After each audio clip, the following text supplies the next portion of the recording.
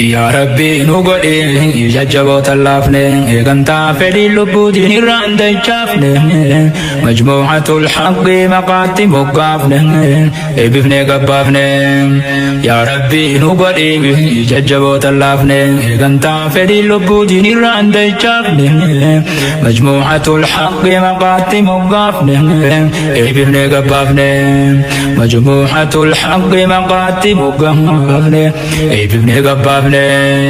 Assalamualaikum warahmatullahi wabarakatuh. Harkafuuni akkam jirtan kabajamtoota daawwattoota keenya jaalatamu nageenyi rabbii tokkichaa bakkuma jirtan maratti isin haa dhaqqabu jechaa daawwannaa keenya kanarraatiin gara godina Harargee Bahaa aanaa Gooroo Guutuu ganda Araarsootti iddoo ijaarsa mana Sheekha Majaliisa Diin Rabbii barsiisuu ijaaraa jiran isin daawwachiifnaatiin hamma xumura sagantaa keenyaatti nu waliin daawwadhaa kan isiniin jiru anis Muhammad Ahmadi gamanumaan akka nu watan kabajaadhaan isin hafeerram. Ya Rabbi nugodhi jajjaboota laafne eegantaa fedhii lubbuutiin irraan dachaafne majmuucatul haqqi maqaatti moggaafne eebbifnee gabbaafne. Kabajamtoota daawwattoota keenya jaalatamu ulamaa'oota keenya qaqqaalii fi hayyoottan keenya qaqqaalii halkanii fi guyyaa majaliisa ganda Araarsoo kanatti ijaaruudhaaf laffa'aa jiran wajjiniin gaafii deebii taasifnee jirraati hamma xumura sagantaa keenyaatti nu waliin daawwadhaa isiniin jennam. Alhamdulillah rabbil alamin sallallahu ala rasulillah sallallahu alaihi wasallam Imam Sheikh Abdul Karim Nanja ayye iddoo kana wanni dalagu jiru masha Allah hanga rabbiin nun fedhetti majlisa biyya teenya kana keessa dhabame eega gaafa dura Sheikh Usman Qawweeraa biyya kanatti zamana Haile Sillaasee keessa barsiisaa turanirraa majlisni dhabame arraan tana ummanni keenya wallaalatti hafuudhaan ummata keenya wallaala kanarraa gara beekumsaa gara isaaniif baruutti gara faayidaa qabanitti jijjiiruudhaaf waan kana lafa ol kaanee hawaasa keenyaan gurmooyinee majlisa kana mul'ifnee ummata keenya asitti barsiifnee walaala irraa baafnee inshallah yoo rabbiin fedhetti amma kuno iddoo majlisaa tana eegallee hojiirra jirra jechuudha yoo rabbiin keenyaan taate.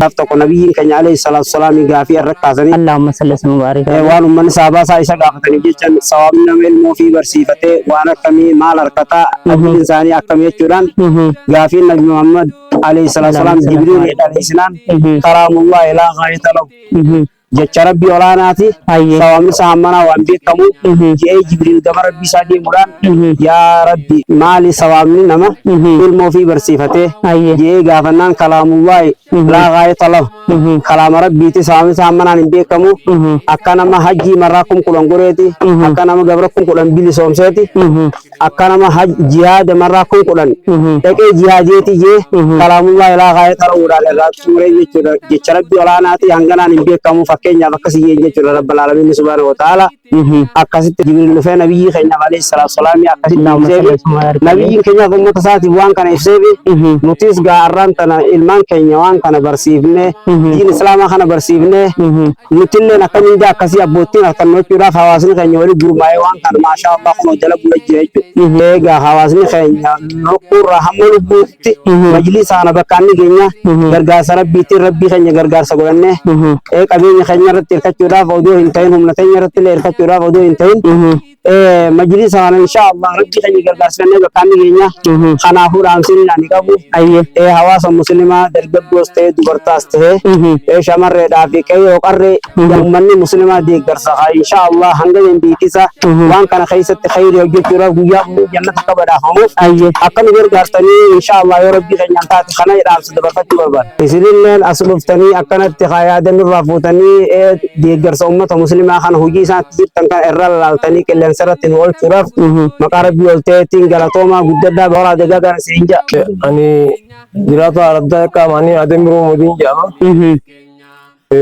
Manguddoo biyya sanaati jechuudha. Diin kana ijoollee darasoota kan Harargee lixaatti kan Harargee baatti iddoo fagoo baratee boqonnaadhaaf ji'a soommanaa kanaaf dhufe akka jarraatee sababa nu godhee nuti akka manguddoo biyyaatti maqaa manguddootiin nu affeeranii mari'annee biyyi sun biyya guddoo biyya dur diin hin beekamte waan turteef eega rabbiiti sababa darasaan shekkan kan jajjaboon bakka biraatti boqonnaa dhiyoo kan nu kakaasee mari'annee hojii tana itti seenne jechuudha akkuma biyyattiittu diin qubsiifnaa ilmaan kana walaala irraa ni baafna. Ayyee. Jijjiirama biyya tanaa eegale biitii ta'uwwanii taanee akkasitti lafa kaan uummata Oromoodhaa kan biyya alaa biyya Ameerikaa jiru, kan Awurooppaa jiru, kan Eeshiyaa jiru. Hundaaf dhaamtiin dhaamu nutiin irra baay'ee akka nu deeggaran. Ayyee. Eegara biitii nuti rabbitti hirkannoo rabbiitiin kaane waan takka illee abdanneetiin xiqqoo qabnu dhugaadha. Irratti xiqqoo qabnu gumaachine hawaasa musliimaa akka nu gargaaran itti barbaadeeti. Gaariidha, maqaan kiyya Jamaal Mahammad Aliitiin jedhama. Anis jiraatama Araddaa Eeqaa Jallaa kana. Ayyee. Gaariidha, bakka kanatti diin Islaam majaliisa dhaabuudhaaf asitti kana hojjechaa jirra. Ayyee. Lafallee kanatti hawaasa keenya irraa nu faddoomanii majaliisa duratti gaafa ila sidaasee keessa Usmaan Qawweedhaatti irra baratamaa ture biyya tana keessatti. Ayyee. Amma dhabamuudhaan wallaala jala ilmaan keenya waan galaniif jecha akkati shari'aa teenya tana ijoolleen teenyaas waan wallaalaa deemteef ijoollee teenya tana waa barsiisuudhaaf jecha akkana lafaa kaanee hawaasni keenya walii gallee wal mari'annee akkatitti Araddaa shaniin bakka tanarratti walii gallee asirratti ijaarama kanaaf asirra jira jechuudha. Gaariidha, uummanni musliimaa iddoo jiru hundarrattuu wal gargaara. Musliimii diin cinaa dhaabbata. Kanaafuu diin Islaam kana jajjabeessuudhaaf ilmaan keenya shari'aa hunda qabsiisuudhaaf jennee waan itti kaaneef hawaasni musliimaa iddoo jiran hundatti maqaa rabbii guddaatiin isaan gaafannaa deeggarsa akka nuuf godhan biyya alaa jiran ka biyya keessa jiran uftinuu waan kanarratti deeggarsa akka nu godhaniin isaan gaafadhaa cuftanii yaada kana nu agartanii hojii keenya sanallee gartanii akkana nurraa yaada keenya fuudhuudhaaf galatooma. Maqaan kiyya Abbaas Bakari jedhama. Iddoo kana wanni nuyi gartee diin Islaam irratti dhaabuudhaaf jecha wal geenyee jirra. Ayyee. Biyyi kun biyya diinii duratti biyya diin turte. Amma egaa Sheekh Usmaan du'e. Ayyee. Amata 30 ol wallaalaan taa'u turte. Sani irra biyyi akka wallaalaan irraa baahu jennee diin Islaam irratti dhaabuudhaaf wal geenyee wal mari'annee iddoo ta'ee wal geenye jechuudha. Inni keenya kan biyya alaa jiru kan biyya keessa jiru akka nu hirmaatu sanni gaafii qabna. Ayyee, maqaan kiyya Jamaal Bushraa Ibroo Riphee keessatti jedhan Daraarsoo. Ayyee. Mana kana wanni irra jammarre waan diin Islaamni irraa fagaatee biyya keenya jirre. Ayyee. Ijoollee asii kaafnee kunoo hanga xiyyeetti yaabnee barsiifne. Ayyee. Kanaafuu diin Islaam kana gaduma dhaabne jennee kokkeerraa hanga lafeen keenyatti dhumtutti qabeenya keenya baafnee hanga gamnutti diin Islaam kana gad dhaabbanne jennee itti jirre dandeettii ittiin feenne. Kanaafuu dhaabuun keenya hafan qabu jennee kunoo itti wareegama kan nu jira ogummaa xiyyaanis addunyaanis biraan dhaabbachuudhaaf barbaade jechuudha hawaasa kiyyaa waliin. Islaamate guutuunsaa asirra nu deeggaruudhaaf kabajaaniin gaafachuu barbaade. Maqaan kiyya Toofiq Mahammad Aliitiin jedhama. Aanaa Gooroo Guutuu Araddaa Eeqaa Jaalalaatti. Harargee Bahaa. Nama kudhan dallee tokko barsiifna. Kadhalate intalaa ka ilmaatirraa rabbiin nu gaafata. Saniifuu diin kana Sheekh Usmaan Qawweetti asin dhaabbanne asitti Abbaas Ilmaas majaliisa bakka tana dhaabne intalaas hunda akka guututti nu barsiisan jenneeti asitti eegalle jechuudha. Wanni injoo namni islaama ta'e barkuteessinis rabbi abdanneetuma itti seenne qabeenya keenyalleen rabbuma tokkicha humni teenyalleen namuma islaamaati. Akkasitti gaa sadaqaa boruu sadaqaa jaariyaa taddaan hin cinne saniin itti dhaammachuu barbaadaan jira. Assalaamu alaikum warahmatullahi wabarakaatu. Maqaan kiyyaa Soofiyaan Abdurrahmaan Araarsooti. Ganda Araarsoo jechuudha. Wanni nu kakaate ijoollee kana ilmaan hedduu waan dhalleef jecha hunda waan bakka fagoo yaanee karaa isuu dandeenye dheebuun diin nu jirti jechuudha. Waanuma dheebuu sana qabnu dheebuu hedduu guddatee isaa faana nu jirti dheebuutiin kanaaf jecha akka biyya kanatti asitti biyya kana keessatti hawaasa hundaan barannee galmaan geenyu jechuudhaaf itti qabsoofne mana kana asitti dhaabbannee asirraa kaanee hanga majaliisa dhaabbannee ijoollee kana hundaa itti barsiifannee galmaan geenyu jechuudhaaf sababa namaa gaa rabbii gaditti ittixaaxaafachuu jirraa jechuudha. Namni islaama ta'e habiyya alaa jiru habiyya duudiitii fi habiyya alaa hundi jiru humna qabuun qabeenyaan akka nu bira dhaabbatu akka diin kun galmaan nu gahu qabeenyaan nu gumaachanii nu bira dhaabbatanii jedhan. Alhamdulillahi nahmadu wa nasta'iinu wa nastaghfiruhu wa na'uuzu billahi min shururi anfusina wa min sayyi'aati a'maalina.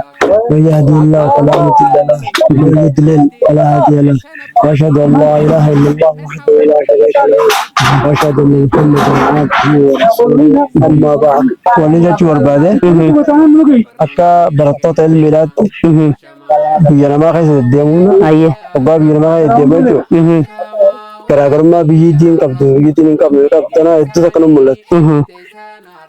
mul'atte waa hunda caalaa ربنا سبحانه وتعالى وانزل عشرة كلا ربين جل جلاله محمد ينزل اللهم صل وسلم وبارك عليه دراجو قديمنا مو في قبو فراج فرا شوطان كيجو انا غيتي انا هو بيتم بيجرا تاغنيات بيجرا ما خزون نتاغرو دين كولي دينا ربي غابو بمه ترجع بتاعك دينا وانا توجو دين كان يجو بيتا بيا كاندين جالاتو abboota ejjabaa qabna.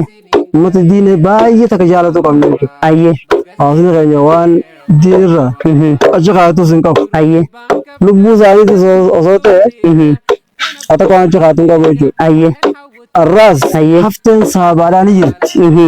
Kanaafuu ijoolleen ta'e jechuudha gargaarsa nu bira dhaabbachuu qabani. Akka isaan illee gargaarsa nu bira dhaabbatu maqaa rabbiitiin isaan ga'a. يا ربي نقولي ججبوت اللافنة إغنتا فدي لبودي نيران ديشافنة مجموعة الحق مقاتي مقافنة بفنة قبافنة يا ربي نقولي ججبوت اللافنة إغنتا فدي لبودي نيران ديشافنة مجموعة الحق مقاتي مقافنة بفنة قبافنة مجموعة الحق مقاتي مقافنة بفنة قبافنة Egaa obboleeyyan kiyya kan muslimaa warreen biyya keessaa fi biyya alaa keessa jiraattan qabeenya rabbiin tokkichi isinitti kennerraa waan dandeessaniin majaliisa kana hawaasa keenya biraa akka dhaabbattan maqaa rabbii tokkichaatiin isin gaafanna. Yaa Rabbii nu godhi jajjaboota laafne eegantaa fedhii lubbuutiin irraan dachaafne majmuucatul haqqi maqaatti moggaafne eebbifnee gabbaafne. Egaa kabajamtoota daawwattoota keenya jaalatamoo daawwannaa keenya kan ganda Araarsootti mana sheekha majaliisa diin rabbii barsiisuu ijaaraa jiran kan isin daawwachiifne hanga ammaatti daawwattan kana tureeti qopheessee dhiyeessuudhaan kan isinii waliin ture Muhammad Ahmadi torban yoo rabbi jeequtaa lammaffaa dirree majaliisni irratti ijaaramaa jiruun hanga walitti deebinutti arraaf gama kiyyaan nagayaatti.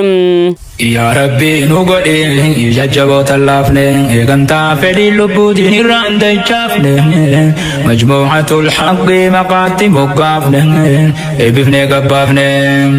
Yaa Rabbii nu godhi jajjaboota laafne eegantaa fedhii lubbuutiin irraan dachaafne majmuucatul haqqi maqaatti moggaafne eebbifnee gabbaafne. Majmuucatul haqqi maqaatti moggaafne eebbifnee gabbaafne. Yaa Rabbii nu godhi jajjaboota laafne eegantaa fedhii lubbuutiin irraan dachaafne majmuucatul haqqi maqaatti moggaafne eebbifnee gabbaafne. Yaa Rabbii nu godhi jajjaboota laafne eegantaa fedhii lubbuutiin irraan dachaafne majmuucatul haqqi maqaatti moggaafne eebbifnee gabbaafne. Majmuucatul haqqi maqaatti moggaafne eebbifnee gabbaafne.